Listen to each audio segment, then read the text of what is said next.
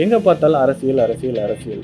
So இன்னைக்கு நம்ம பார்க்க போகிற டாபிக், தமிழ்நாடு முதலமைச்சராக புதிதாக பதவி ஏற்றிருக்கிற திரு விஜய் அவர்களை பற்றி நம்ம மக்கள் என்ன நினைக்கிறாங்கன்றத அவங்க கிட்டே கேட்டு தெரிஞ்சுக்கலாம் வாங்க. மேம் வணக்கம். ஐயா வணக்கம். சார் வணக்கம். ஃபஸ்ட்டு தமிழக முதல்வர் விஜய் அவர்களுக்கு என்னுடைய வாழ்த்துக்களை தெரிவிச்சுக்கிறேன்.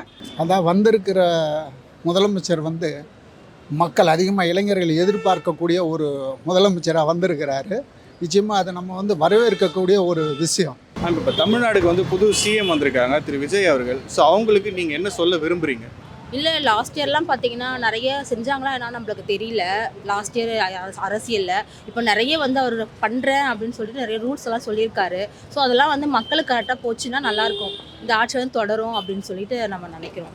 இப்போ விஜய் பதவி ஏற்றுறது ரொம்ப நல்ல விஷயம். ஏன்னா மக்களை இத்தனை வருஷமாக ஆண்டு காலமாக ஏடிஎம்கே டிஎம்கேன்னு பதில் இருந்திருக்காங்க. அவங்க இது வரைக்கும் செய்யாத விஜய் செய்வாருன்னு நம்புகிறோம். அவர் நிறைய விஷயம் பண்ணுவாருன்னு நினச்சி நம்ம எல்லாருமே ஓட் பண்ணியிருப்போம். அந்த எல்லா விஷயமே அவர் பண்ணாருன்னா அதுவே போதும். ஊழலற்ற ஆட்சியை நீங்கள் கொடுக்கணும்னு நான் உங்களை கேட்டுக்கிறேன். அதுக்கப்புறம் கூட்டணி ஆட்சி இப்போ உங்களுக்கு பெரும்பான்மை இல்லாமல் இருந்ததுனால உங்களுக்கு இப்போ சில பேரோட கட்சியோட கூட்டணி உங்களுக்கு கிடச்சிருக்குது. நீங்கள் கூட்டணிக்கு பயப்படாமல் நல்லாட்சியை வழங்கணும்னு உங்ககிட்ட நான் கேட்டுக்கிறேன் சார்.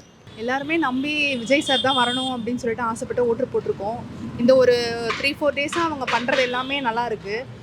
மேலும் மேலும் இத்தனை வாட்டி இருந்த ஏடிஎம்கே டிஎம்கேவை தவிர்த்து இவங்க எல்லாமே புதுசாக பண்ணுவாங்க, நல்லது பண்ணுவாங்கன்னு நினைக்கிறோம்.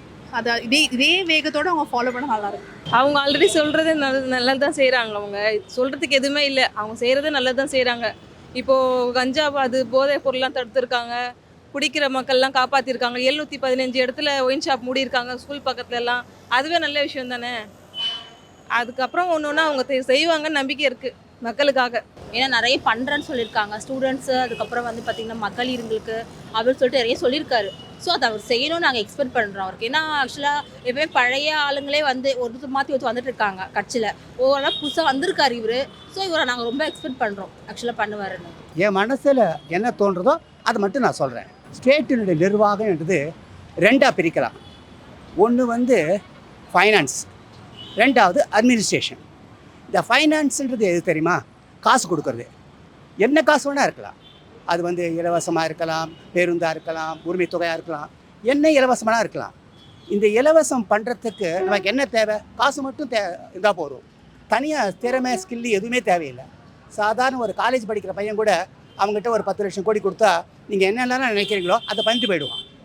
ஸோ அந்த விஷயத்துக்கு நம்ம என்ன பண்ணணும்?